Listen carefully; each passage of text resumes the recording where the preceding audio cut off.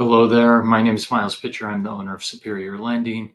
I wanted to visit with you today real quick about what it looks like with buying a home based on the average household income here in Utah. I know where you're at may be different, but I just saw a stat that said here in Utah, the average household income is $101,412. This is different than the median income, which means half of those people that have incomes are above that and half are below.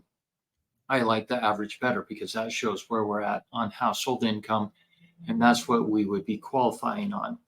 So today we're going to look and see how much house you can buy with that income. We're going to use an FHA loan because typically in an FHA loan you can stretch the debt ratios a little bit more and get more home. So we'll look at that based on today's rates, and we're going to see what monthly payments look like.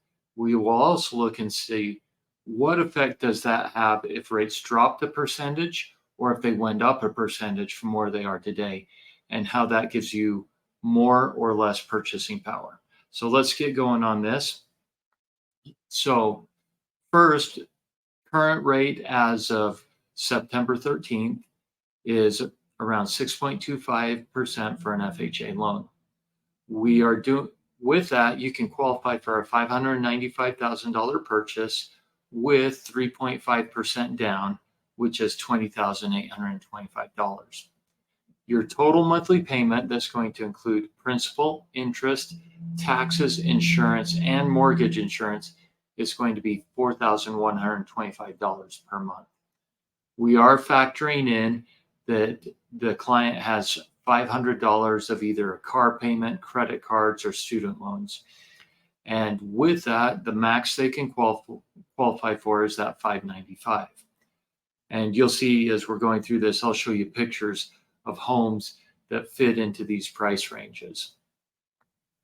What happens if rates go down 1 full percent to 5.25? Now our purchasing power jumps up to $620,000. The total monthly payment actually comes in around $3,900 a month. And again, here are some pictures of homes that fit into that price range. What if the rates jump up another percent and go to 7.25? Now our purchasing power has eroded down to $560,000.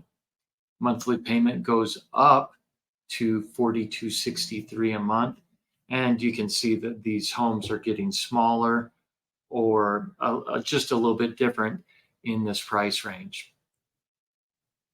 In short, with 101,000 income at 6.25, you can get 595,000 purchase price.